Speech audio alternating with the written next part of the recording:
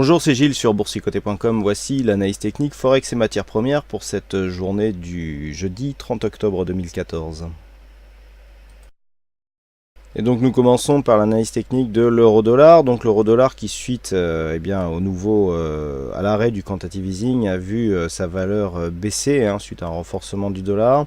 Donc on a cassé la zone que je vous avais indiquée comme zone de support. Ici on est revenu chercher cette zone intermédiaire des 1,2587. On l'a enfoncé, on s'est rapproché ici des 1,2535. Bon, sachant que le point bas à atteindre se situe sur cette zone des 1,25. Mais là, c'est le support des 1,2587 qui a fait son effet.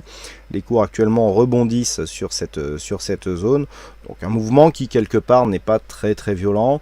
On est bien parti ici sur cette phase, mais après, la baisse a été relativement graduelle, surtout dans la nuit. On est donc venu chercher ce support. Actuellement, nous assistons à un petit rebond technique qui revient chercher ici la zone de point bas que nous avions sur un 26,30. Donc on assiste à une sortie de cette zone de range par le bas. Désormais, donc suite à cette sortie, on vise donc la zone de point bas ici des 1,2501. Et je rappelle que du fait du faible rebond technique enregistré suite à la forte phase de baisse moyen terme, donc on est revenu ici sur les 38,2% de Fibonacci. Si suite à cette phase de baisse, on vient tester ici la zone des 1,25 sur une cassure, on validera la poursuite d'un mouvement dynamique puisque nous sommes toujours ici sur une phase de baisse moyen terme, donc une tendance confirmée avec un retracement sur un niveau à 38,2%. C'est relativement net. On avait cette zone ici d'un 28,34, un 28,49, le retracement 38,2. On est bien venu chercher ici cette zone comme une résistance, à part juste une attaque ici qui est venue chercher un point haut à un 28,87. Mais sinon, on a inversé le mouvement et donc là, on s'inscrit dans une poursuite. Donc sur une rupture ici des 1,25, il pourrait y avoir une accélération qui pourrait nous définir donc de nouveau plus bas et qui confirmerait la continuité de cette tendance moyen terme. Pour invalider ce scénario, il faudrait remonter au-delà de cette zone des 1,2650 et repasser ici avec donc d'une manière significative au-dessus de cette moyenne mobile 20 exponentielle. Donc pour l'instant, on est en train de se stabiliser. On a une dynamique qui est plutôt haussière. On sort ici d'une zone de survente, donc le rebond est toujours possible. Tant que l'on reste donc sous un 26,50, on valide le scénario de la poursuite baissière moyen terme, mais par contre sur un retour ici des cours au-delà de cette zone, on pourrait bien avoir une neutralisation temporaire de cette dynamique court terme. Sur le dollar yen, nous confirmons ici le scénario établi hier. Suite à la phase de hausse ici, on est venu chercher ici une zone intermédiaire à 109,38 yens pour 1 dollar. Je vous rappelle que suite à la rupture ici de ce niveau des 23,6%, on a validé donc une phase de consolidation ici avec un point bas dans la zone 50,61,8 et que sur la rupture de cette zone, tant que la moyenne mobile 20 ici reste, la moyenne mobile 20 exponentielle reste ici zone de support, on a un objectif dans cette zone ici à 110 yens pour 1 dollar. Donc pour l'instant, on est dans cette configuration. Attention toutefois à cette phase de surachat temporaire avec des tentatives de retournement du MACD, qui plus est sur lequel nous avons une petite divergence baissière qui commence à apparaître. Pour l'instant, on est toujours sur une dynamique relativement propre. De toute façon, tant qu'on ne revient pas consolider au-delà des 108,30, il n'y a pas de danger de remise en cause, en tout cas de la tendance haussière court terme.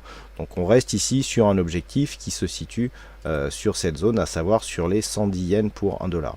Le niveau d'invalidation est le même qu'hier, à savoir ici cette zone des 107,60.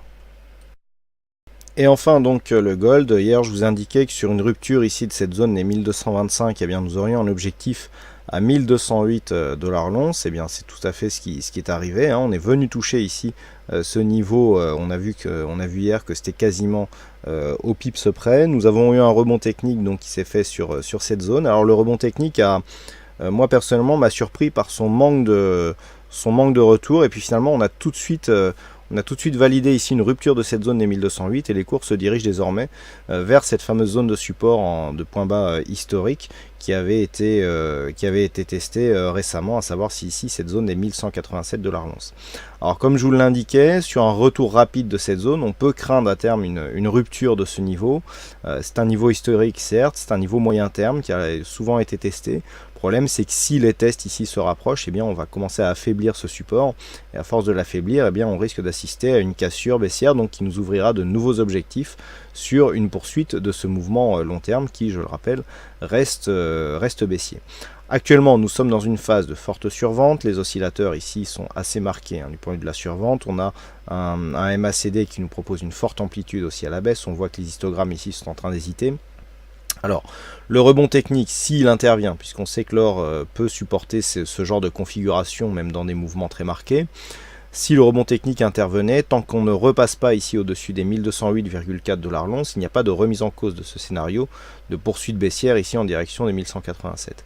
Par contre, si on revient ici au-delà, on pourra tempérer un petit peu les velléités baissières qui apparaissent sur ce mouvement. Par contre, en l'absence de retracement et donc de rebond technique, on pourra assister à un mouvement très direct qui pourrait casser directement cette zone. Donc là, le fait que l'on ait une configuration en survente, s'il n'y a pas de retour ici et de rebond technique à partir de ces niveaux, et bien cela prouvera qu'il y a une forte pression baissière sur le gold et qu'on pourrait assister à une attaque très prochaine de cette zone horizontale. Donc à surveiller cette zone, mais pour l'instant, il semblerait qu'un rebond technique puisse se mettre en place, au moins pour venir valider ici le franchissement de cette zone des 1208,4 $ l'once. Voilà donc ce que nous pouvons dire sur cette analyse technique Forex et matières premières. Il ne me reste plus qu'à vous souhaiter à toutes et à tous une bonne soirée, bonne chance dans vos prochains trades et on se donne rendez-vous donc dès demain pour d'autres analyses techniques en vidéo. Bonsoir à tous.